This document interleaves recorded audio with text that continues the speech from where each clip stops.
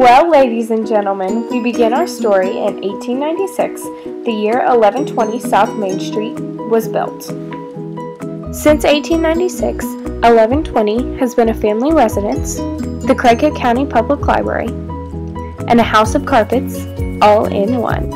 Those who lived and worked behind the walls of 1120 have made a lasting impact on the character and legacy of Jonesboro.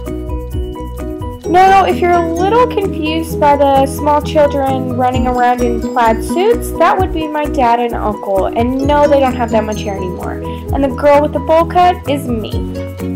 If you couldn't already tell by the montage of family photos, 1120 isn't just another historic house for me.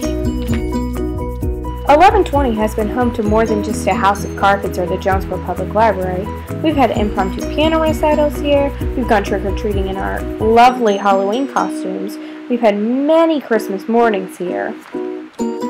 At 1120, the welcome mat was always out, so come on in and let's take it back to 1896. The large brick, 3-story, 12-room home located at 1120 South Main Street was described as a Turkish Romanesque style Victorian home.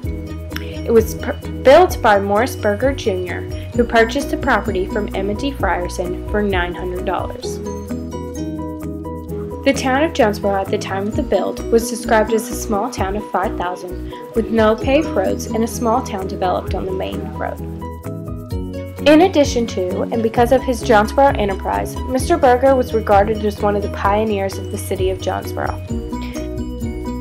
After the passing of Mr. Berger, they sold the home to the Gatlins for $10,500. The Gatlin family was the second family in residence of the home and retained it until it was bought by the Jonesboro Civic League for use as the Jonesboro Public Library. After the sale of the home, the house was remodeled to accommodate the needs of the public library. A service desk and stacks were built to accommodate the patrons and the 20,000 volumes in the library's collection. The Jonesboro Craighead County Public Library was dedicated on February of 1951. The structure retained its red brick facade, and the library remained there until it moved to a new facility at Oak and Madison. The house remained vacant until it was purchased by Billy and Eon Reeves with help from their financial advisor Phil Jones. The city approved the rezoning of the residence, and this subsequently led to the Reeves locating their carpet business, the House of Carpets, in the residence.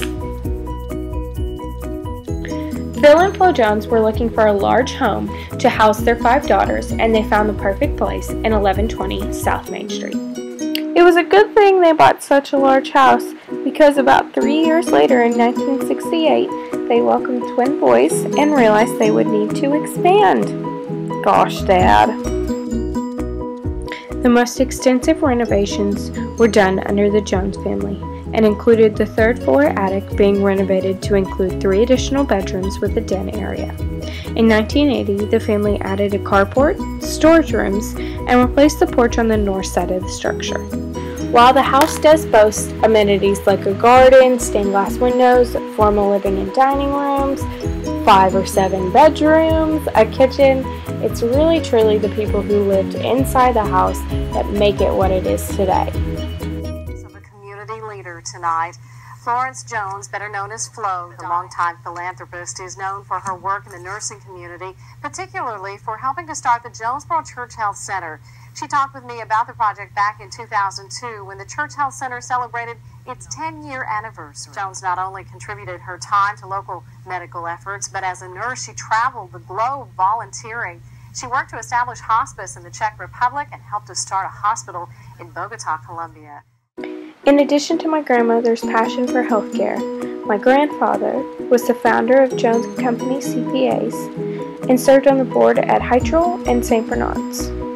The impact my grandparents had in the community of Jonesboro can still be recognized today through the continued practice of the Jones & Company CPAs, the Flo and Phil Jones Hospice House, the Church Health Center, and the countless friends, family, and lives they touched throughout their lives.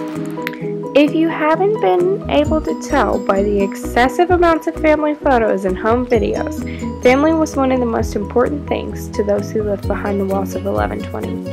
And whether it was building the community of Jonesboro from a small town of 5,000, serving the patrons of the Jonesboro Public Library, picking out a carpet, or calling 1120 home, the history of Jonesboro will forever be impacted by those who lived and worked at 1120 South Main Street, Jonesboro, Arkansas.